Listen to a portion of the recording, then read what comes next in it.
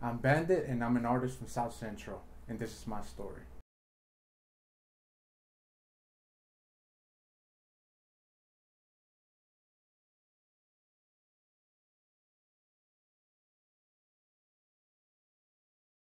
So, my story begins when I was born in Mexico.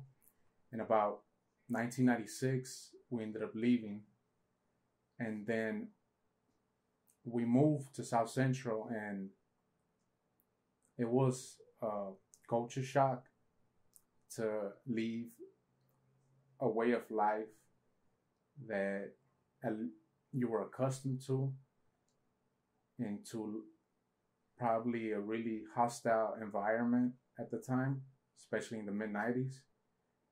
And it took me some time to adapt, even as a toddler at that time. But I adapted. I picked up English pretty quickly, and we moved around a lot. So we made plenty of connections all throughout South Central. And it was just me, my brother, my sister, and my mom. And over the years, we moved around to one other state up until the 2000s. And we always came back.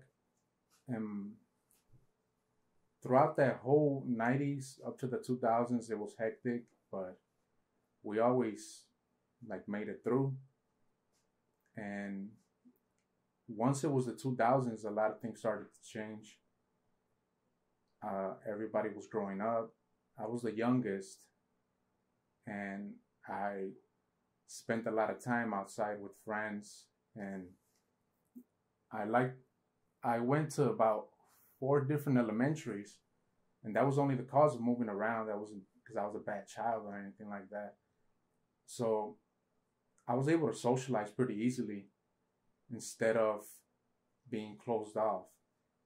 And also, a lot of people that were friends of my family would come through, and I I began to see how um, observe people's attitudes and just observe them. Period. And I began to pick up social cues on the way that they spoke, the way that they looked. So I could tell when somebody had malice in their eyes, and I could tell when somebody was genuinely a good person as a very small child. And that helped me every time that I would go to a new school to make friends and to keep, you know, keeping on, because there was no other way to make it, at least at that time. If I was closed off, I knew a lot of things wouldn't happen as far as as good.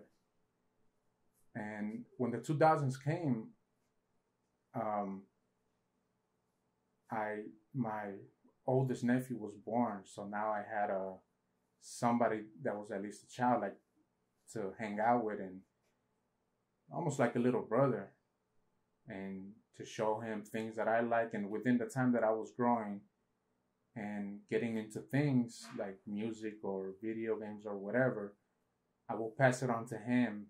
And that helped a lot in me feeling alone. Even though I had a bigger brother, he had his own friends and he had his own things going on. And as you do when you grow, you kind of do grow a little bit apart.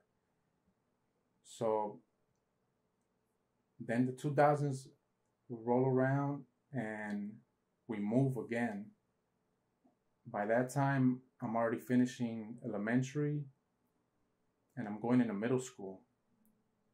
And I remember the last day of elementary telling all my friends, "Oh, I'll see you in Bethune." It was a middle school that's around the elementary where I went. And everybody was sad, like, "Oh, yeah, we're going to see each other, whatever." And then I come back home and they're like, "We moving." So, all right, we pack our bags and we all the way to Watts. And we go all the way to Watts. And that was even rougher than where we stayed. At least that's the way I felt, because we stayed right next to Jordan High School, and it was not a good thing for me to walk all the way to school down 103rd, passing the subway by myself, and having all these workers and all these other dudes just doing whatever they want. So a lot of times I would ask my sister for a ride, and I did feel like a burden, like a lot of times. But I was like, this is a totally different environment than where we were at before, and we're only there about a year, and then we moved down to around where Carver Middle School is. So we went there. We moved a lot of times. We moved around there, and then I went there for about a year. After that, I left the state to go be with my pops for a minute, and then I moved back. And to be honest, I don't even know why I moved back. I really liked being over there with my dad, but I don't know why I came back. I don't even remember I would have, now thinking about it, I would have stayed. But I was back here, and then I finished middle school.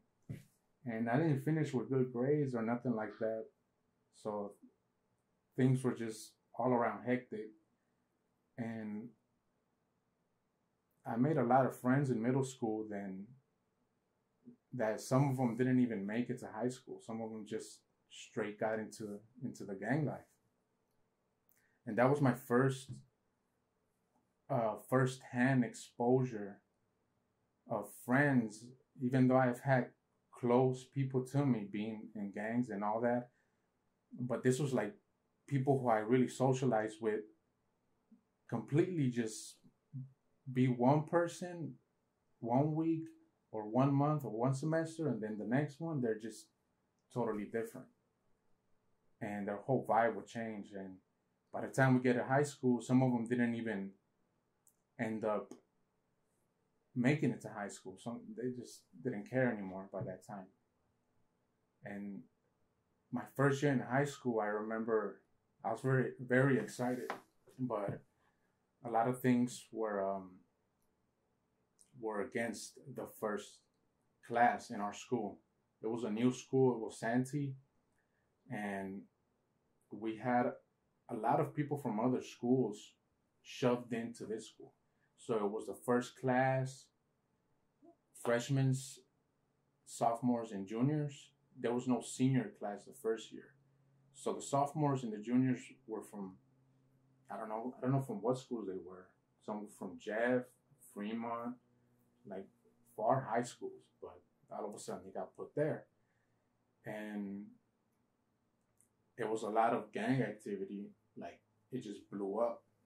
So within the first month, you see a lot of dynamics in the way that you had to approach and the way that you had to carry yourself. And it was not a good time, but like always, like I always found a way to adapt, and I stay out of the way a lot of the times.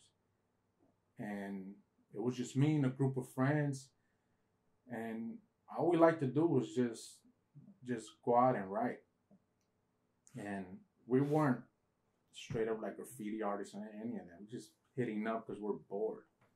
And around the time that happened, it was first time getting high and all that. And I didn't really keep it going as far as like, oh, I'm gonna make this a habit, because I saw plenty of times how people close to me, like once they got hooked on something, whether it be alcohol or anything else, they became a totally different person. And I kind of just did it a couple times, and then that was it. But I like to ditch. I like to ditch a lot. And I didn't like school. But I guess what made everything unbearable was that whole environment in there, because everybody was flicked up. Everybody was with somebody, and you were either with them or against them. There was no in between. And that first year, all my grades were in the drain. And I remember the second semester of high school, freshman year, I saw my report card and I was like, yeah, if I keep going like this, nothing's gonna happen for me. I'm just gonna end up having to drop out or, yeah, just end up quitting. But I didn't, so I tried to do some good, but it wasn't working. I was still not going to school as much as I should have. And when the second semester ended, going into sophomore year, you know, I was sent with my pops again, and that was a blessing in disguise. For one, I hadn't spent that much time with him since I was like a baby, so that helped me learn more about him and him learn more about me. And we spoke a lot, you know, when I was with him. I spent 2 years of high school with up in Washington with him, and the first year I did perfect. I did perfect, and I made a lot of friends, and things were calm. That whole city in Tacoma, there is really calm. There was nothing going on. Time went by so slow, and you didn't have to worry about, oh, can I walk here? Can I not walk there? Am I gonna get ran up on or anything like that? I just lived, yeah, and just once I showed more signs of maturity, my pops ended up trusting me with his car, and that was also kind of a blessing and a curse. For one, I did learn how to drive pretty young, at like 15, but that also gave me the keys to the city, like being able to just drive everywhere. So the first year was done, sophomore, and then going into junior year, I was going all out. Now I had a car, and now everybody who I knew or whoever I hanged out with, all right, just hop in. We're gonna go everywhere. And going into that year, what really just switched everything up was there was a school shooting like the first day of junior year, and I remember just walking. My pops would leave me in the back of the school. There was no gates or no nothing. It's an open campus, so there's about 6 different entrances that you could just go in. There's nobody just at the doors. There's nobody checking you or nothing. I was going, my pops just dropped me off, and I'm going in a straight line. And I usually go in a straight line, and that's where my class is. I'm still outside. Or I go to the right, and it's around where the hall is of the school. And that's my first choice in the morning. I go straight or right. And as I'm walking, there's a wall that once I already made my choice to go to the front door, I just hear like a loud pop. And it sounds like somebody just banged on the window. And it was weird because I just stopped, and I was like, I wonder if somebody's fighting. And then I keep walking, and then I see these kids run out in front of me, but they're laughing. So I didn't really think much of it. I just keep walking. And then by the time I get into the hall, the principal's yelling for everybody get in their classrooms. And it was bad. That was bad. There was a kid who I had seen around in school. He was always quiet. No, he never hanged out with nobody, and he never really spoke to anybody. I never heard him speak, and I didn't have him for any of my classes. I think he was younger, And there was a classmate that I had for my first period that he already had a baby and everything. So we would see him in school, but he wouldn't come as often because he needed to take care of his kid. And we go into the classroom and we wait about 5-10 minutes, and then our teacher comes in there. We're writing is a CAD class next to to shop. So the shop teacher comes in and just makes sure that we cool. And everybody's just, they're on edge. My teacher comes in, the teacher for the CAD class, and he's just white. He ain't even looking at us. He's just, his face is just, it's just messed up. He's having a breakdown. And because he's seen everything happen. He was coming out of the teacher's restroom, and right in front of him, his student, which is our classmate, he got shot in the face, like right in front of him. So he was just done for. And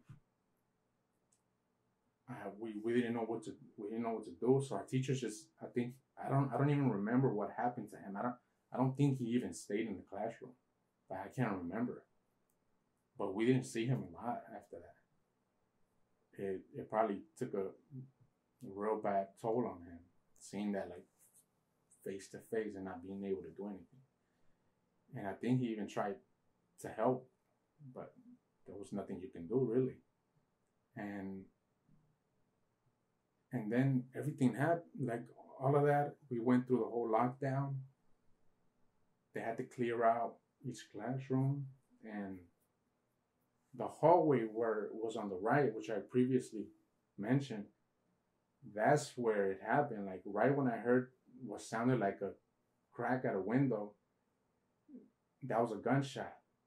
And as we're leaving our classroom, and like everybody looks to their right, and you see the body just laying there. And we didn't know who it was yet. That like nobody knew. And everybody just gets let out to school buses to get dropped off back home. And we're all just confused. We don't know what the fuck to think. And I get back home. I think I call my sister, or my sister calls me, or I don't even remember. She's like, eat a raw tortilla for being scared. And I was like, I don't know. And we were probably out of school for like 2 days or 3. Can't remember, but I remember thinking that it wasn't enough time for us to process everything that had gone on and automatically go back to school. And we go back, and everybody's just in shock. The school's providing like therapists and everything, but like I didn't feel like I needed it. But the whole year when I was junior year, when I was just out with friends, everybody was just trying to numb things out. We weren't trying to face the reality of somebody being killed in the school. And even to this day, it still kind of affects me, because thinking of school or anything that has to do with school, as soon as my son got into school, those feelings, they were not good. And after junior year, I was again like almost going back to the same things that I was doing when I was a freshman here in South Central. And I ended up getting stopped, and I had no license, no insurance, and that was also a blessing in disguise, because that made everything come into, I don't know, like just come together. Like, what am I doing? I'm going back doing the same things, and I had to do a lot of volunteer work to get rid of that ticket. And I was working in this food shelter with a lot of volunteers that were over the age of 80. So I would speak to all of them. At first, the only thing they had me doing was just cutting boxes in the back. And then I started to actually give out the food. And they said, oh, you could only give 3 cans of this, 2 cans of this, 1 gallon of this, 1 bag of meat, or 2 bags of meat of this. And if that actually just, I don't know, it helped a lot. And every time they would tell me like, oh, there's a limit.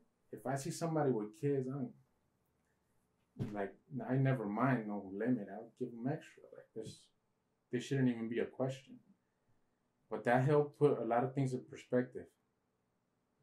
And after I was done with the volunteer work, I think I even did a couple days extra.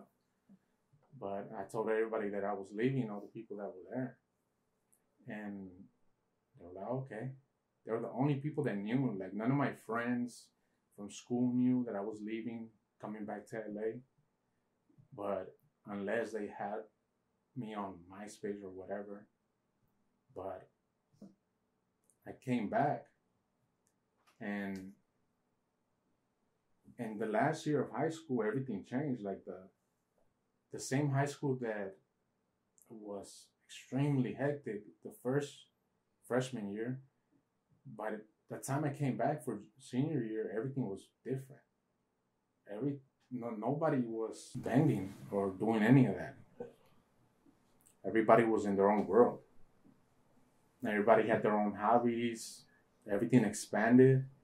There was other programs that you could get into where you didn't have to worry about, where you walked or anything like that. So I came back, and the previous year, I had seen that my brother was already doing music. I had seen him perform, like at parties and things like that. Like, the videos were up on YouTube. And then when I came back, I was kind of like, all the friends that I had, they were gone. They were not there anymore. So it was like coming back into a whole new school, and very little of the people that I knew actually stayed there. There wasn't any more people that I would hang out with on the daily. And I started to find like different things to do, but nothing was really sticking. Nothing like anything, like any hobby. So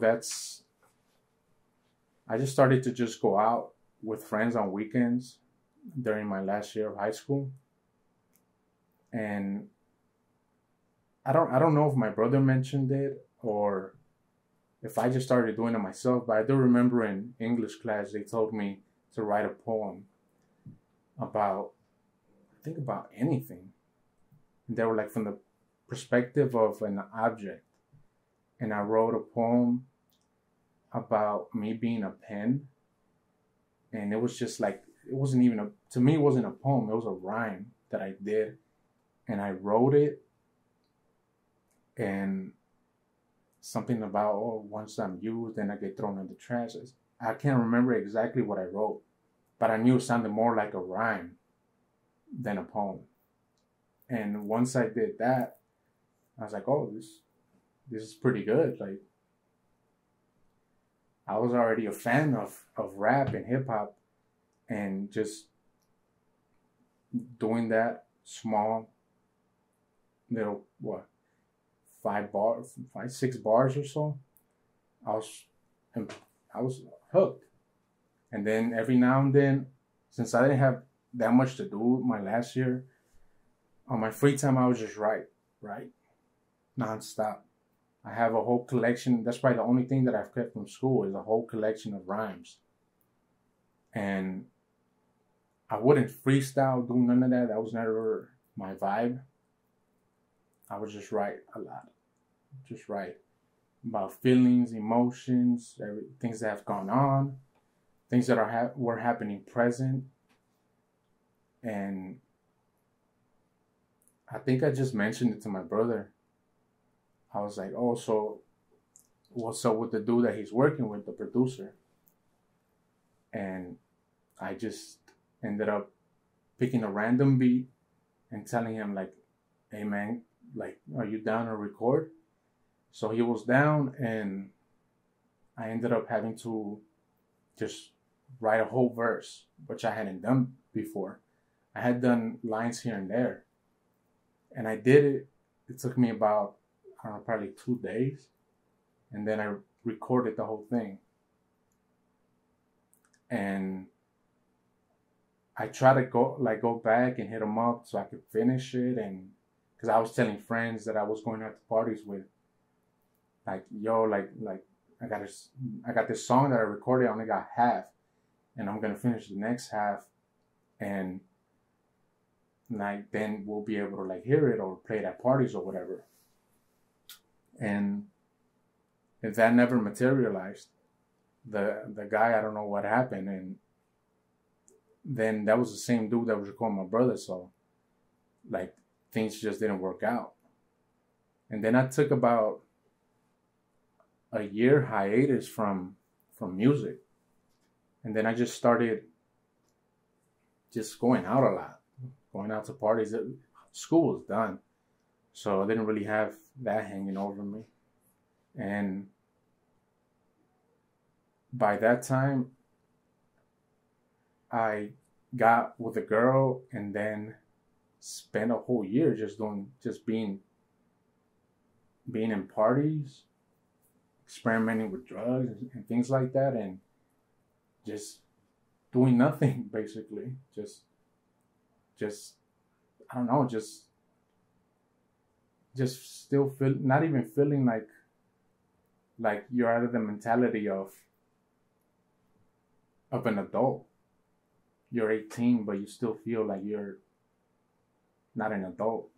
When the producer just didn't answer or didn't hit me up or wasn't trying to do anything anymore, it kind of just, that motivated me to find my own way. But I didn't put as much thought into finding my own way until a whole year or more afterwards. So as soon as I was done partying and just messing around, after everything was done and then I was just by myself, I was like, let me look this up. I have a laptop, and if I can get a mic that doesn't need a whole mixer and doesn't need a bunch of gadgets, and it can just be connected and that's it, then that's gonna be what I'm gonna do. And that's what I did. I looked up a mic that cost like $50, and that's what I started rapping. And I would just get beats from a blog site called Two Dope Boys, and producers would put their whole albums there. So I would just go through beat after beat and record. And a lot of songs that they never made it out. A lot of songs were like really personal, and it was an outlet for me to get out everything that I needed to say. I didn't hold back because I knew I was going to be the only one listening to them. And then I guess after months of doing that, I was like, let me make songs that'll have like mass appeal. So I started to work on one song here, but I was still working on songs that were not going to be for the mainstream. So I will work on personal and then appealing songs. And I did that for like about, I don't know, like a long time. I even had neighbors that I tried to get up on, like, let's make music. And at that time, we weren't worried about monetizing it and putting it out. There wasn't even streaming or none of that. It was only YouTube, and that was it. And I'm like, let's just make the songs. But I realized very quickly that nobody had drive. Nobody loved this shit like I did. Everybody was, I don't know, for lack of a better word, they were lazy. Or they just lacked the creativity to sit down and write a song or write a verse and just put it out there.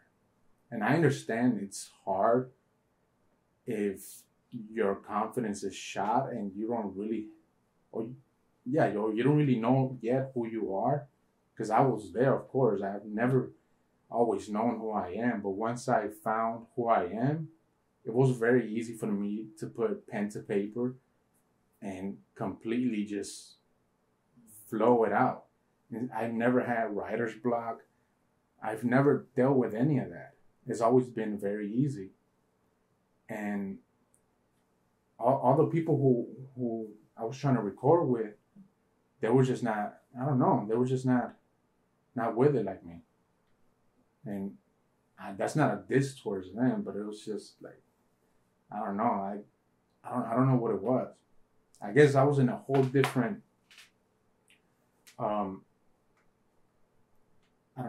vibration than they were. You could check out the Raw Mac EP out now. You can also check out my brother's new project, Authentic, out January 29th. I'm featured on 2 songs of his project. Thank you for listening. I'm Bandit, and this was my story. Grew up playing in the dirt. Held my tears even when I hurt. No fear when I got burnt. Charged to the game, it was just my turn. The veil is lifted, no happy mystery. Pain is gifted with endless misery. Maybe I'm jaded, I must admit. I must be fated to have a grip.